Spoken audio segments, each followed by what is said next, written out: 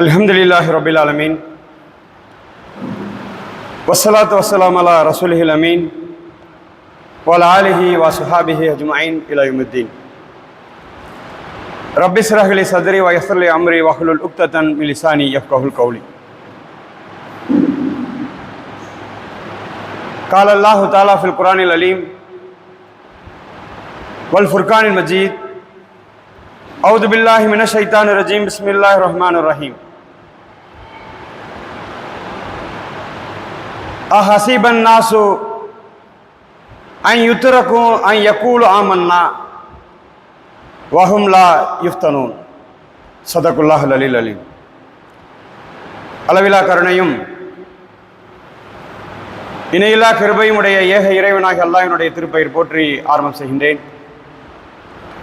அவனுடைய அன்பும் அருளும் சாந்தியும் சமாதானமும் நம் உயிரில் மேலான நபிகள் நாயகம் ஸல்லல்லாஹு அலைஹி வஸல்லம் அவர்கள் மீதும் அவர்களுடைய குடும்பத்தார்கள் மீதும் சஹாபா பெருமக்கள் மீதும் இந்த உலகிலே வாழ்ந்து கொண்டிருக்கக்கூடிய மூமினான முஸ்லிம்களான ஆண்கள் பெண்கள் அனைவர்கள் மீதும் குறிப்பாக இஸ்லாமிக் சென்டர் ஊழியர் வட்டத்தின் சார்பாக ஒரு நாள் தர்பியா நிகழ்ச்சிக்கு வருகை புரிந்திருக்கக்கூடிய நம் அனைவர்கள் மீதும் என்றென்று நிலவட்டுமாக. மரியாதைக்குரிய வட்ட பொறுப்பாளர்களே, உறுப்பினர்களே, ஊழியர்களே, எஸ்ஐஓ மாணவ செல்வங்களே, உங்கள் அனைவர்களுக்கும் என்னுடைய முதல் கண் சலாத்தை தெரிவித்துக் கொள்கின்றேன். அஸ்ஸலாமு அலைக்கும் வரஹ்மத்துல்லாஹி தஆலா வ பரகாத்துஹு. அல்ஹம்துலில்லாஹ், கிட்டத்தட்ட ஒரு மாதத்திற்கு முன்பாக திட்டமிடப்பட்டு இந்த ஒரு நாள் தர்பியா நிகழ்ச்சி தற்போது துவங்கி இருக்கிறது. இந்த நிகழ்ச்சியை குறித்து, இந்த நிகழ்ச்சியினுடைய நோக்கத்தை குறித்து, இந்த நிகழ்ச்சியின் மூலமாக ஜமாத் இஸ்லாமியின் எதிர்பார்ப்பதை குறித்து தலைமை உரையாக நான் சில செய்திகளை இங்கு பதிவு செய்ய விரும்புகின்றேன். கண்ணியத்துக்குரிய இயக்க வழி தோழர்களே, இஸ்லாமிய வாழ்வில் ஒவ்வொரு முஸ்லிம்களும், குறிப்பாக இயக்கவாதிகளும் மிக கவனத்தோடு இருக்கக்கூடிய ஒரு காலம். பல வேளைகளில் பல வகையான பலவீனங்கள் தொற்றிக் கொண்டிருக்கிறது இன்றைக்கு மனித சமூகத்தை. அதற்கு இயக்கவாதிகளும் விதிவிலக்கல்ல. ஒரு முறை அகில இந்திய செயலாளர் அவர்கள் உறுப்பினர் மாநாட்டில் இப்படி சொன்னார்கள்: இயக்கத்தில் இருப்பவர்கள் கூட ஆபாசத்திற்கு அடிமையாகி இருக்கின்றார்கள் என்று சொன்னார். இயக்கத்தில் இருப்பவர்கள் கூட தங்களை தூய்மைவாதிகளாக சமூகத்தில் பிரதிபலிப்படுத்திக் கொண்டு, மக்களுக்கு உபதேசம் செய்து கொண்டு, தன்னை சமூக சீர்திருத்தவாதியாக காட்டிக் கொண்டிருக்கக்கூடிய மனிதர்களில் கூட ஆபாசத்தை பார்ப்பவர்கள் இருக்கிறார்கள், ஆபாசத்தை பேசுபவர்கள் இருக்கிறார்கள்.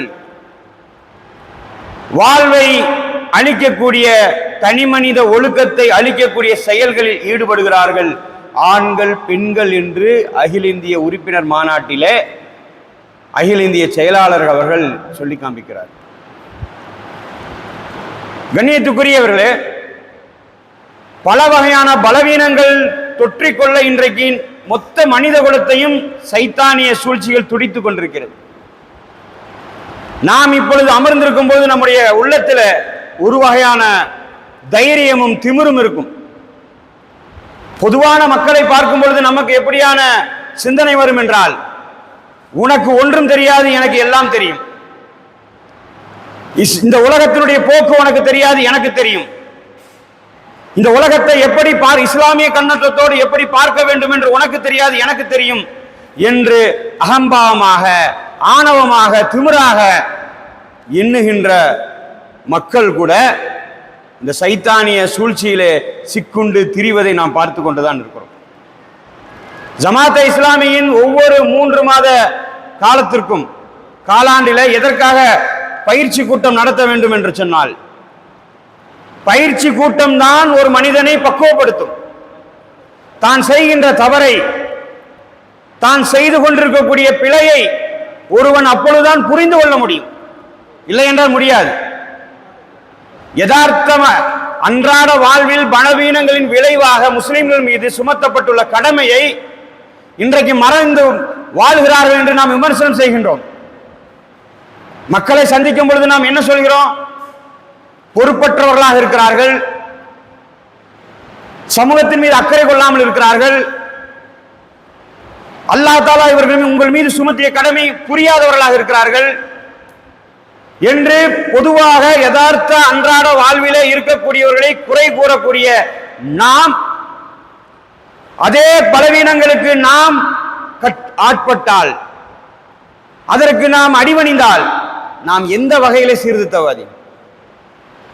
எந்த வகையிலே அல்லாஹ் தஆலா கடமையாக்கப்பட்ட கடமையை உணர்ந்தவர்கள் என்று நாம் நம்மை கொண்டு சொல்லிக் கொண்டிருக்கிறோம்? அவைகளை குறித்து நாம் எச்சரிக்கையாக இல்லை என்றால் இவ்வுலகத்திலும் சரி மறு உலகத்திலும் சரி நிச்சயமாக தோல்வி என்பது உறுதி. ரொம்ப கவனமா இருக்கணும்.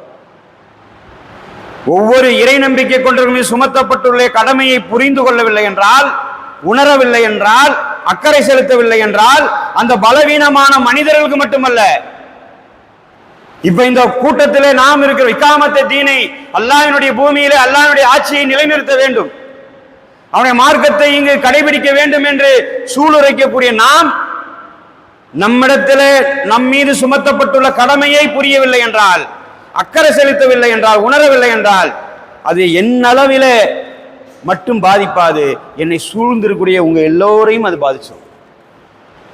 என்னை சூழ்ந்திருக்கக்கூடிய அல்லது உங்களை சூழ்ந்திருக்கக்கூடிய, அது உங்கள் மனைவியாக இருக்கலாம், உங்கள் பிள்ளைகளாக இருக்கலாம், உங்களுடைய மாணவர்களாக இருக்கலாம், உங்கள் ஜமாத்தாக இருக்கலாம், யாராக வேணாலும் இருக்கலாம். ஒரு விஷயத்தை தெளிவாக புரிந்து கொள்ளும், நாம் சத்தியத்தை தெளிவாக புரிந்து கொள்ளவில்லை என்றால், அதற்கு நம்மை தயார்படுத்தவில்லை என்றால், நிச்சயமாக நம்மளுடைய பலவீனம் நம்மை மொத்தமாக சூழ்ந்து கொள்ளும். சமீபத்தில் ஒரு காணொளி பார்த்தேன். அந்த வீட்டினுடைய தகப்பனார் என்ன செய்கின்றான்? டிவியை ஆன் செய்கின்றான். ஆன் செய்கின்ற போது டிவி இயங்கல. ஆனா மகனை பார்த்தா புத்தகத்தை எடுத்து படிப்பது போல் படித்துக் கொண்டே இருக்கிறான். அந்த காணொளியை முதலே பார்க்கும் பொழுது தந்தை கூட டிவி பார்க்க துடிக்கின்றார், பிள்ளைகள் படிப்பதில் ஆர்வம் காட்டுகிறார்கள், அதைத்தான் அவர்கள் காட்டுகிறார்களோ, குறும்படமாக காட்டுகிறார்களோ என்று நான் நினைத்தேன். பிறகு அந்த சரிபடுத்தக்கூடிய அந்த மெக்கானிக்கை கூட்டி வந்து அந்த டிவியை கழட்டி பார்த்தால் உள்ளுக்குள்ளே ஒரு வகையான ஒரு நூலாடை பிடித்த, பூசணம் பிடித்த ஒரு உணவு எப்படி இருக்கும் அதுபோல டிவியும் பின்னாடி அந்த போர்டில் இருந்தது. அதை எடுத்து அவர் பார்த்துட்டு, எந்த பிரச்சனையும் இல்லை, யாரோ உள்ள வந்து அதை போட்டு விட்டுருக்கிறார்கள், அதனால தான் டிவி பழுதாயிருச்சு அப்படின்னு. அப்போ அது என்னன்னு தெரியல, பிரெட்டுன்னு பார்த்தோன்னா அந்த டிவியை சரி செய்யக்கூடியவர்கள் சென்று விட்ட உடனே மகனை அழைத்து தாயும் தந்தையும் கேட்கிறார்கள், என்ன செய்தாய் என்று. அந்த குழந்தை பயத்தில் அமைதியாக இருக்குது.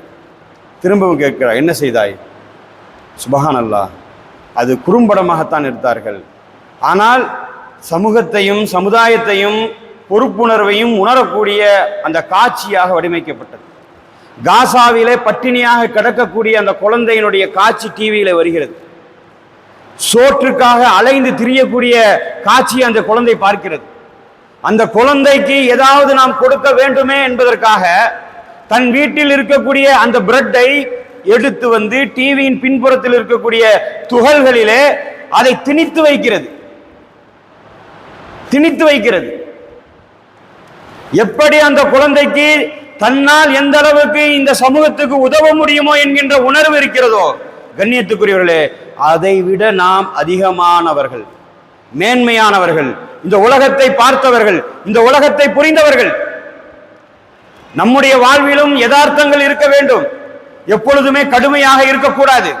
யதார்த்தங்கள், ஆனா யதார்த்தம் நம்முடைய பணிகளை மறக்கடிக்க செய்து விடக்கூடாது. நம்முடைய பணிகளை நாம் மறந்து இருக்கக்கூடிய சாதாரண மனிதனை போல மாறிவிடக்கூடாது. நம்முடைய ஒவ்வொரு கணப்பொழுதிலும் நம்முடைய பணிகளை குறித்து இருக்க வேண்டும். அதனால் தான் சொல்கின்றேன், நம் மீது சுமத்தப்பட்டுள்ள கடமையை உணராமல் அக்கறை செலுத்தாமல் பலவீனமாக இருந்தால் அது உங்களை மட்டும் சாராது, உங்களோடு யாரெல்லாம் இருக்கிறார்களோ அவர்கள் அனைவரையும் இந்த பலவீனம் சாரும், அனைவர்களையும் பலவீனம் சாரும். அதனால்தான் அல்லாஹ் ரப்புல் ஆலமீனுடைய திருமறையிலே குர்ஆன் மூலமாக பல இடங்களிலே அப்படியான பலவீனங்கள் தொற்றுவிடக் கூடாது, இந்த உலக மோகத்திலே சிக்கிவிடக் கூடாது. இறைவன் புறத்திலிருந்து ஈமான் கொண்டவர்கள் வாழ்ந்ததை நினைவுபடுத்தி அவர்கள் எப்படியெல்லாம் வாழ்ந்து கொண்டிருக்கிறார்கள் என்பதை புரிய வைக்கக்கூடிய வகையிலே அல்லாஹ் தஆலா பல வகையிலே குர்ஆன் மூலமாக நினைவூட்டலும் எச்சரிக்கையும் படுத்துகின்றான். அவ்வகையில் தான் குர்ஆனிலே அல்லாஹ் ரப்புல் ஆலமீன் இப்படி ஒரு வசனத்தை சமுதாயத்திற்கு, குறிப்பாக இயக்கவாதிகளாக நமக்கு நினைவூட்டக்கூடிய வகையிலே அல்லாஹ் தஆலா சொல்லியிருக்கின்றான். ஆம், இதோ அந்த செய்தி, இதோ அந்த செய்தி. அம் ஹசிப்தும் அன் ததுகுலுல் ஜன்னத வலம்மா யௌதிகும் மஸலுல் லதீன ஹலௌ மின் கப்லிக்கும். உங்களுக்கு முன் சென்று விட்ட நம்பிக்கையுடையவர்களுக்கு ஏற்பட்டதை போன்ற நிலை உங்களுக்கு வராமலே நீங்கள் சுவனத்தில் நுழைந்து விடலாம் என்று எண்ணிக்கொண்டீர்களா? அல்லாஹ் தஆலா கேட்கிறான். இது ஏதோ கண்ணியத்துக்குரியவர்களே, இந்த குர்ஆன் ஆயத்தினுடைய பின்னணி நமக்கு தெரியும், இதை இறங்கிய வரலாறு நமக்கு தெரியும். தெரிந்து வைத்துக் கொள்வதற்காக அல்லாஹ் தஆலா இந்த நினைவூட்டலை இங்கு தரல. அந்த வரலாறை தெரிந்து கொள்வதற்கும், அந்த வரலாறை பேசுவதற்கும், அந்த வரலாறு எனக்கு தெரியும் என்பதை வெளிப்படுத்துவதற்கும் அல்லாஹ் ரப்புல் ஆலமீன் அதை சொல்லவில்லை. மாறாக இந்த உலகத்தில் ஒரு மூமின் வாழுகின்ற பொழுது இந்த மூமின் மீது சுமத்தப்பட்டுள்ள கடமையை எந்த வகையிலும் நிறைவேற்றுவதற்கு அவன் தயங்கக்கூடாது. அதற்கு தடையாக இருப்பதை பார்த்து அவன் சஞ்சலம் அடையக்கூடாது, அதை ஒரு காரணமாக எடுத்துக்கொள்ளக்கூடாது. நபிகள் நாயகம் ஸல்லல்லாஹு அலைஹி வஸல்லம் அவர்களுடைய காலத்தில் எப்படி நடந்தது, அவர்களுடைய வாழ்க்கை முறை எப்படி, இன்றைக்கு முஸ்லிம்கள் எப்படிங்க இருக்கிறாங்க? நீங்க எவ்வளவு பெரிய சீர்திருத்தவாதியும் பாருங்கள், ஆய்வு செய்து பாருங்கள். இன்றைக்கு சீர்திருத்தவாதியினுடைய தராதரத்தை நாம் பிரிக்க முடியும். நாம் குற்றம் சுமத்தவில்லை. அதே வேளையில அவர்கள் எப்படியான பணிகள் செய்து கொண்டிருக்கிறார்கள்? காணொளியின் காட்சியின் மூலமாக, யூடியூப்பின் மூலமாக இன்றைக்கு மக்களுக்கு 4 வார்த்தை சொல்லிவிட்டால் சமுதாயத்தில் சீர்திருத்தம் அடைந்துருமா? 1 மணி நேரம் உரை நிகழ்த்தினால் சீர்திருத்தம் அடைந்து விடுமா? மாநாடு நடத்திவிட்டால் சீர்திருத்தம் அடைந்து விடுமா? பேரணிகள் நடத்தினால் சீர்திருத்தம் அடைந்து விடுமா? என்ன செய்தால் சீர்திருத்தம் அடையுமோ அதை செய்ய வேண்டும். அதைத்தான் அல்லாஹ் தஆலா சொல்றான். உங்களுக்கு முன் சென்று விட்ட நம்பிக்கையாளர்களுக்கு ஏற்பட்டது போன்ற சோதனை, ஏற்பட்டதை போன்ற நிலை உங்களுக்கு வராமலேயே முஸ்லிம்களாக நீங்கள் ஆசைப்படுகின்றீர்களே, சொர்க்கத்தை வேண்டும், ஜன்னத்துல் ஃபிர்தௌஸ் வேண்டும், அல்லாஹ் தஆலா தந்துருவானா? ஒரு நிமிடம் நீங்கள் ஆரம்ப காலத்தினுடைய நிலையை நினைத்து பாருங்கள். இன்றைக்கு வரலாறுகள் எப்படி தெரியுமா? வரலாறை அறிந்து கொள்வது ஃபேஷன் ஆயிருச்சு, வரலாறை தெரிந்து வைத்திருப்பது ஃபேஷன் ஆயிருச்சு. ஏதாவது ஒரு வரலாறு கேளுங்க, அதை சொல்லிவிட்டால் ஒரு பெருமை. கண்ணியத்துக்குரிய வரலாறு பெருமைக்காக உருவாக்கப்படல, வரலாறு மீண்டும் படைக்கப்படுவதற்காக உருவாக்கப்பட்டிருக்கிறது. அன்றைய காலத்தினுடைய நிலைமை என்ன? நபிகள் நாயகம் ஸல்லல்லாஹு அலைஹி வஸல்லம் ஆரம்ப காலத்தில் பிரச்சாரம் செய்கின்ற பொழுது ஏற்றுக்கொள்ளப்பட்ட மக்கள் விகிதாச்சாரத்தில் மிகவும் வறுமையில் இருந்தவர்கள், அடிமைகளாக இருந்தவர்கள், ஏழ்மையில் இருந்தவர்கள் இஸ்லாத்தை ஏற்றுக்கொண்டார். விளைவு எப்படிப்பட்ட காட்சிகள் அன்றைக்கு காணப்பட்டது? கப்பாப் ரலியல்லாஹு தஆலா அவர்களை போன்று, யாசர் பின் அம்மார் ரலியல்லாஹு தஆலா அவர்களை போன்ற சஹாபாக்களுடைய நிலைமை என்ன? அந்த நிலைமையின் மூலமாக நாம் பெறக்கூடிய படிப்பினை என்ன? நபிகள் நாயகம் ஸல்லல்லாஹு அலைஹி வஸல்லம் வீதியிலே நடந்து செல்கிறார். நடந்து செல்கின்ற பொழுது கப்பாப் ரலியல்லாஹு தஆலா கொடுமைப்படுத்துவதை பார்க்கிறார். அம்மார் பின் யாசர் ரலியல்லாஹு தஆலா குடும்பத்தையே கொடுமைப்படுத்தக்கூடியதை பார்க்கிறார். பார்த்து விட்டும் செல்கிறார். பல சந்தர்ப்பங்களிலே ஒரு முறை கப்பாப் ரலியல்லாஹு தஆலா அல்லாஹ்வுடைய தூதரிடத்தில் வருகிறார். அல்லாஹ்வுடைய தூதரே, அல்லாஹ்விற்காக எங்களுக்காக நீங்கள் துஆ செய்யக்கூடாதா என்று கேட்டார். எவ்வளவு பெரிய செய்தி தெரியுமா இது? எவ்வளவு பெரிய செய்தி! எதற்கு தர்பியா நிகழ்ச்சி வைக்கப்படுது தெரியுமா? சில செய்திகளை பொதுவான மக்களுக்கு எடுத்து சொல்ல முடியாது, புரியாது. கடுமையான வார்த்தைகள் இருக்கும், பக்குவமடைவதற்கு. எப்படி சாதாரண ஒரு கல் கடுமையான அடிகளை வாங்கி உருவம் பெறுகிறதோ, பல சிதைவுகளை வாங்கி உருவம் பெறுகிறதோ, பல விரிசல்கள் வாங்கி உருவம் பெறுகிறதோ, அதே மாதிரிதான் தர்பியத்தின் மூலமாக வரக்கூடிய செய்திகள் மூலமாக நாம் ஒரு உருவம் பெறுவோம். அந்த வார்த்தையை கேட்டவுடன் அல்லாஹ்வுடைய தூதர் அளவில்லை இல்லையா, கண்ணு முன்னாடி ஒருத்தர் அடி வாங்கிட்டு இருந்தா எனக்காக நீங்க துவா செய்யுங்கன்னா என்ன செய்வோம்? உடனே நாமும் பரிதாபப்படுவோம், அழுவோம். ஆனால் அல்லாஹ்வுடைய தூதர் முகம் சிவந்தது, கோபத்தால் சிவந்தது, கோபத்தால் சிவந்தது. ஹப்பாபே, உனக்கு என்ன ஆகிவிட்டது?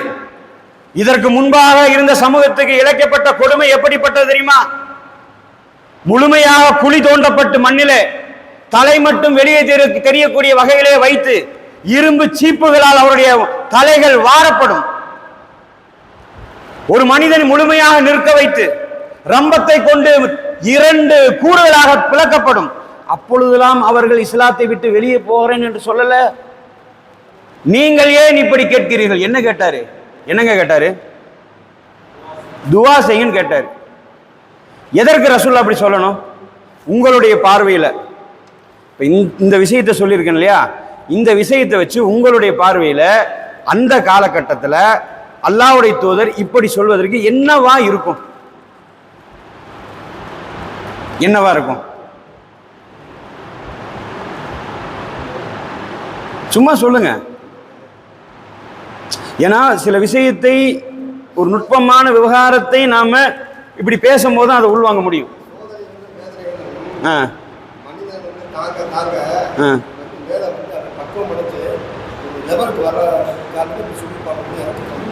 கரெக்டு, அதுதான்.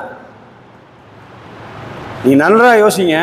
ஆரம்ப காலத்தினுடைய நிலையில அல்லாஹ்வுடைய தூதர் சஹாபாக்கள் பட்ட கஷ்டங்களுக்கு பரிவு காட்டி அவர்களோடு உட்கார்ந்து ஆறுதல் பேசிட்டு இருந்தாங்கன்னு வைங்களேன், என்ன நடந்திருக்கும்?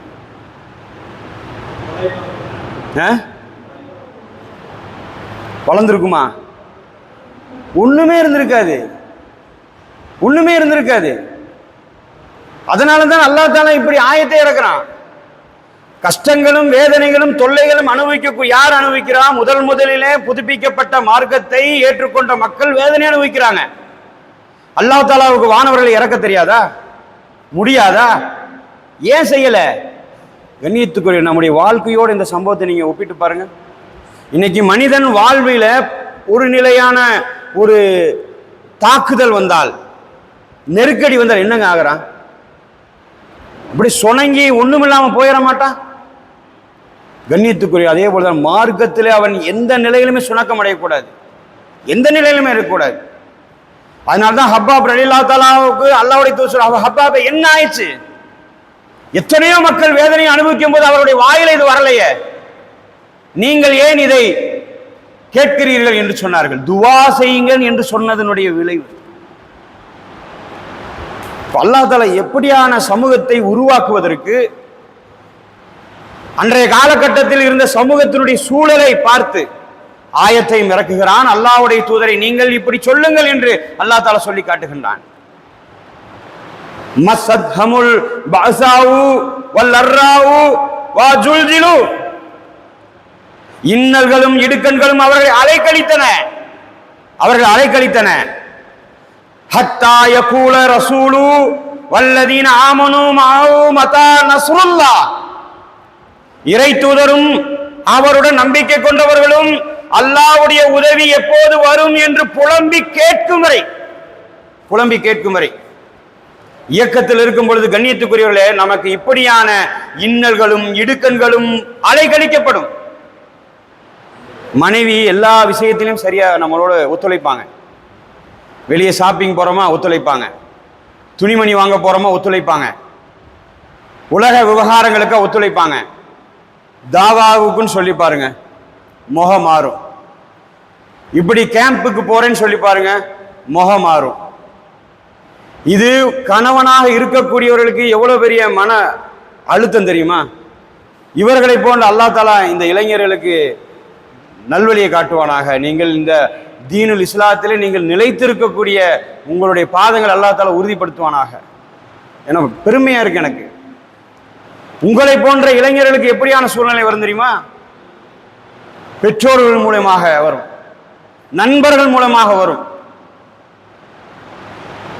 ஆனால் நமக்கு வர்றதெல்லாம் சோதனை அல்ல, அங்க வந்த சோதனையே வேற அல்ல. ஏன்னா சாவை நோக்கி அவர்கள் இருந்தார்கள், சாவை நோக்கி இருந்தார்கள். அல்லாஹ் தஆலா இதனுடைய அடுத்த வசனம், நீங்கள் இமாமாக இருப்பதால் உங்களுக்கு அடுத்த வரி என்னன்னு உங்களுக்கு தெரியும். ஆனா அந்த வரியில தான் மிக முக்கியமான இருக்கு. அதை சில விஷயங்களை பார்த்து விட்டு அந்த வரிக்கு நான் சொல்றேன். அல்லாஹ்வுடைய உதவி எப்போது வரும் என்று அவர் புலம்பி கேட்கும் வரை, நல்லா தெரிஞ்சுக்குங்க, புலம்பி கேட்கும் வரை அவர்கள் அலைக்கழிக்கப்பட்டார்கள். ஏதோ அவர்கள் நம்ம கையேந்தி துவா ஒரு வக்து துவால வந்து கேட்டவன் அல்ல. அன்றைக்கு நிர்கதையா இருந்தாங்க, பாதுகாப்பு இல்லை, யாரும் இல்லை, உத்தரவாதம் கிடையாது, தொழில் கிடையாது, வருமானம் கிடையாது, எதுவுமே இல்லை. இன்னல்களும் இடுக்கண்களும் சோதனைகளும் வேதனைகளும் இழப்புகளும் அவர்கள் ஆட்கொண்டது. அவர்கள் புலம்ப ஆரம்பித்தார்கள், யா அல்லாஹ் எப்போதா யா அல்லாஹ் எங்களை காப்பாத்துவ, எப்படா யா அல்லாஹ் உன்னுடைய உதவி வரும் என்று அவர் புலம்பி கேட்கும் வரை இருக்கும் பொழுது அல்லாஹ் தஆலா அப்பொழுதுதான் தருகிறான். இன்னொரு ஆயத்தில் அல்லாஹ் சொல்றான், அலிஃப் லாம் மீம் அஹஸிபன் நாசு அன் யுத்ரகு அன் யகூலு ஆமன்னா வஹும் லா யுஃப்தஹனு. நாங்கள் நம்பிக்கை கொண்டோம் என்று மட்டும் கூறுவதனால் விட்டுவிடப்படுவார்கள், மேலும் சோதனைக்குள்ளாக்கப்பட மாட்டார்கள் என்று மக்கள் எண்ணிக்கொண்டார்களா? இன்னைக்கு நான் மனிதர்களை நான் நிறைய படிக்கிறேன். அல்லாஹ் தஆலா எனக்கு அப்படியான வாய்ப்பை கொடுத்திருக்கிறான். சில மனிதர்கள் பேசும் பொழுது மார்க்கத்திலே அவர்களோட ஒட்டுமொத்த வாழ்க்கையும் தியாகம் செய்யக்கூடிய தியாகி மாதிரிகளே பேசுவார்கள். ஆனால் வாழ்க்கையை அவர்களோடு நீங்கள் பயணித்து பாருங்களேன், தியாகத்திலே 1% கூட அவர்கள் காட்ட மாட்டார்கள். அப்படிப்பட்ட மக்களுக்கு தான் அல்லாஹ் சொல்றான், அப்படிப்பட்டவர்கள் இயக்கத்திலையும் இருக்கிறார்கள். பேசும் பொழுது சமூகத்திலே மாற்றம் வேணும், சமூகத்திலே மாற்றத்தை கொண்டு வரணும், அதை செய்ய வேண்டும், இதை செய்ய வேண்டும், அப்படி செய்ய வேண்டும், இப்படி செய்ய வேண்டும். என்ன செய்தாய்?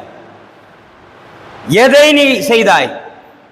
எப்படியான திட்டத்தை நீ வைத்திருக்கிறாய் கேட்டா அப்பொழுதுதான் அவருடைய உண்மையான வெளிரூபம் தெரியும். அதைத்தான் அல்லாஹ் சொல்றான். ஒரு மனிதன் அப்படி பேசுவது எதை தூண்டுகிறது? அவன் சொர்க்கத்தை அடைய தூண்டுவது, இறைவன் புறத்திலிருந்து கிடைக்கக்கூடிய உதவியை பெற தூண்டுகிறது. அல்லாஹ் சொல்றான், நம்பிக்கை கொண்டோம் என்று சொன்னா போதுமா? சோதனைக்குள்ளாக்கப்படாமல் உன்னை நான் சொர்க்கத்துக்கு உரியவனாக நான் தேர்ந்தெடுப்பேனா? வலக்கது ஃபத்தன்னல்லதீன மின் கப்லிஹிம் ஃபலா யஅலமன்னல்லாஹ் அல்லதீன ஸதகு வலா யஅலமன்னல் காதிபீன். உண்மையில் இவர்களுக்கு முன் வாழ்ந்தவர்கள் அனைவரையும் நாம் சோதித்திருக்கின்றோம்.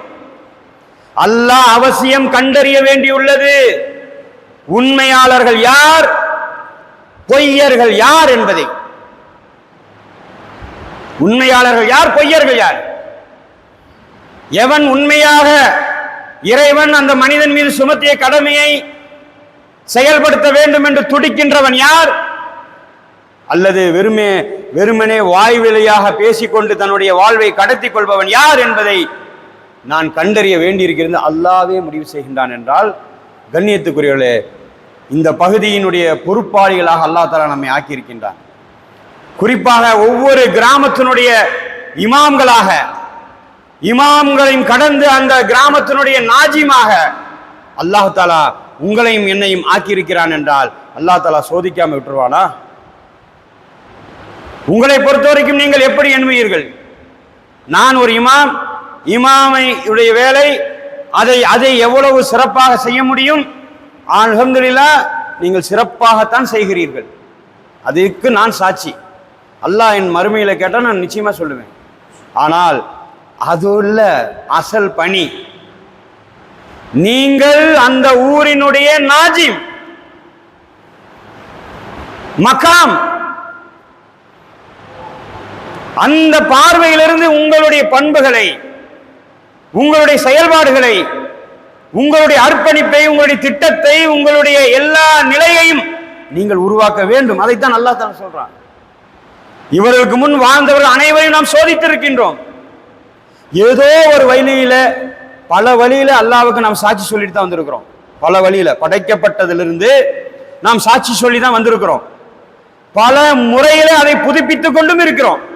பல முறையில புதுப்பித்துக் கொண்டும் இருக்கிறோம்.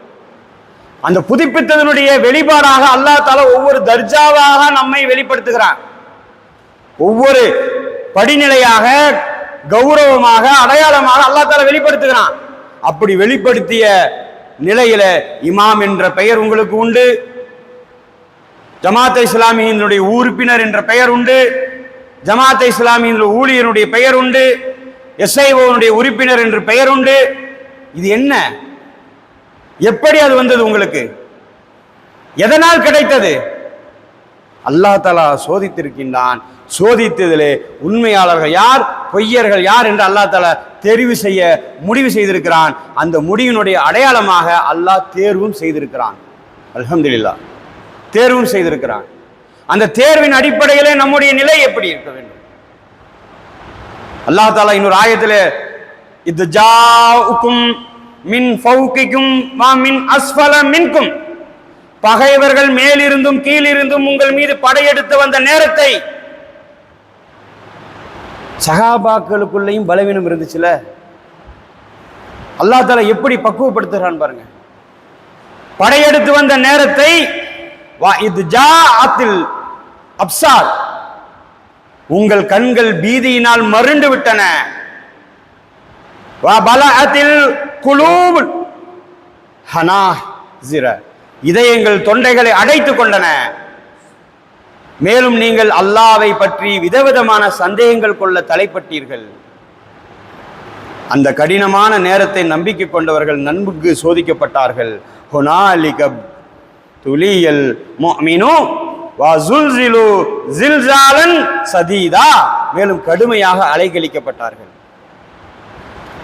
உங்களுடைய வாழ்விலே எப்படியான சோதனைகள், நெருக்கடிகள், இன்னல்கள் வந்திருக்கிறது என்று எனக்கு முழுமையாக தெரியாது.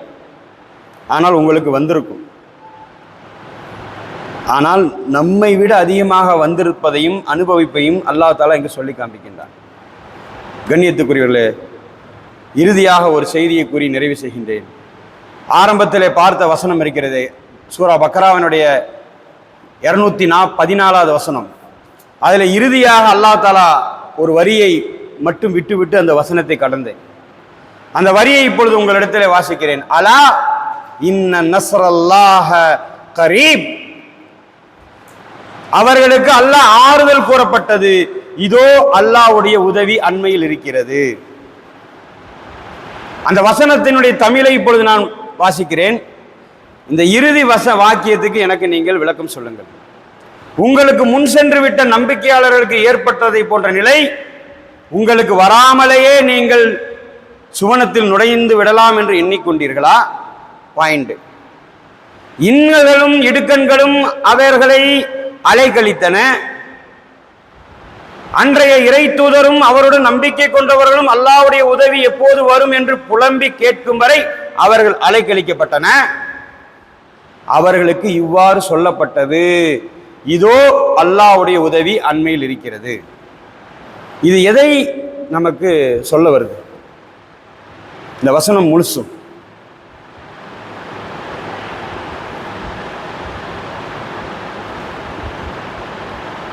எது இந்த வசனம் நம்மள்ட்ட சொல்ல வருது? தெரிஞ்சது சொல்லுங்க. ஹிஜ்ரத்து, வேற வரும்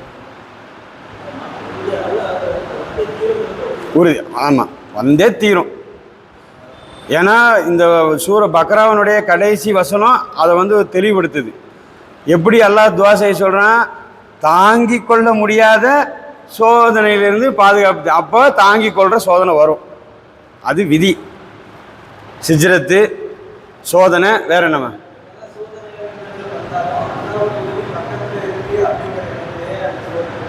அல்லாஹ் சொல்கிறான், அல்லாஹ்வுடைய உதவி பக்கத்தில் இருக்குது. இப்போ நெருங்குறோம். இன்னும் கொஞ்சம் இதுதான், இது அப்படியே வருது, ஒரே நிலையில தான் வருது. இன்னும் ஒரு விஷயம், நீங்கள் ஆயத்தை கூட எடுத்து பாருங்க. இலகுவான முறையில் சுவனம் கிடைக்காது, கிடைக்கும். இப்போ நான் திருப்பி ஞாபகப்படுத்துகிறேன், இந்த மேலே இருக்கிற செய்தியில் அப்படியே பார்த்துட்டு கீழே இருக்கிற வரியை நீங்கள் என்ன புரிஞ்சுக்கிறீங்க, என்ன சொல்ல வரும்? நீங்கள் சொல்கிறது தான். நான் எப்படி தெரியுமா இதை பார்த்தேன்? அல்லாஹ் தஆலா இங்கே என்ன சொல்கிறான்னா, இங்கே பாருங்கள், அன்றைய இறை தூதருக்கும் அவருடன் நம்பிக்கை கொண்டவர்களுக்கும் அவன் சொல்கிறான், அன்றைய இறை தூதருக்கும் நம்பிக்கை கொண்டவருக்கும் அல்லாஹ்வுடைய உதவி எப்போது வரும் என்று புலம்பி கேட்கும் வரை அவர்கள் அலைக்கழிக்கப்பட்டன. அவர்களுக்கு இப்படி சொல்லப்பட்டது, அல்லாஹ்வுடைய உதவி அண்மையில் இருக்கிறது. அல்லாஹ்வுடைய உதவி எப்படிங்க வரும்? அல்லாஹ்வுடைய உதவி இருக்கு இல்லையா, அல்லாஹ்வுடைய உதவி இருக்கு. இறைவன் ஒவ்வொரு மனிதனுக்கு உதவி செய்கிறான். இந்த உதவி அந்த மனிதன் எப்படி எதன் மூலமாக பெற முடியும்னு சொல்கிறேன். அடைய முடியும்னா அங்கே துவா திக்ரு அப்படி போகும். அடைய முடியும் இப்படியே சொல்லாமே. எப்படி அடைய முடியும்? மன அமைதி இருக்கிறது,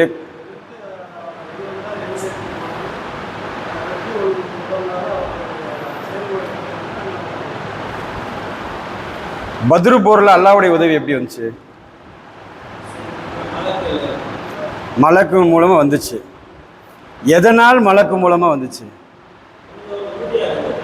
உறுதியாக இருந்து என்ன செஞ்சாங்க? போரில் இறங்கினாங்க, களத்தில் இறங்கினாங்க. பள்ளியில் உட்காந்துட்டு திக்ரு செய்கிற வரைக்கும் வருமானம் கைக்கு வராது இல்லைங்களா? நமக்கு 2000 ரூபா நம்ம பிள்ளைகளுக்கு பள்ளிக்கூடத்துக்கு பணம் கட்டணும், தேவை இருக்குது. பள்ளியிலே உட்காந்துட்டு இறைவனுடைய உதவியை பெற வேண்டியதற்காக தொழுகிறோம், நஃபில் நோன்பு வைக்கிறோம், திக்ரு செய்கிறோம், எல்லாம் செய்கிறோம். இறைவனுடைய உதவி வர்றதுக்கு ரெடி ஆயிடுச்சா? என் அடியானுக்கு இது தேவை, நான் தரணும். எப்படி தருவான்? நம்ம வெளியே போய் வேலை செய்யும் பொழுது அதில் பர்க்கத்து இருக்குன்னு சொல்கிறோம், உதவி கிடைக்குன்னு சொல்கிறோம். இதுதான் கண்ணியத்துக்குரியவர்களே. அல்லாஹ் தஆலா சொல்ல வருவது என்னவென்றால், வெறுமனே நீங்கள் நம்பிக்கை கொண்டவதனால், இஸ்லாமிய இயக்கத்தில் உங்களை இணைத்து கொண்டதால் உங்களுக்கான ஒரு அடையாள சொற்கள் உறுப்பினர் என்றோ ஊழியர் என்றோ ஆதரவாளர் என்றோ வைத்துக் கொள்வதால் அல்லாஹ்வுடைய உதவி வராது.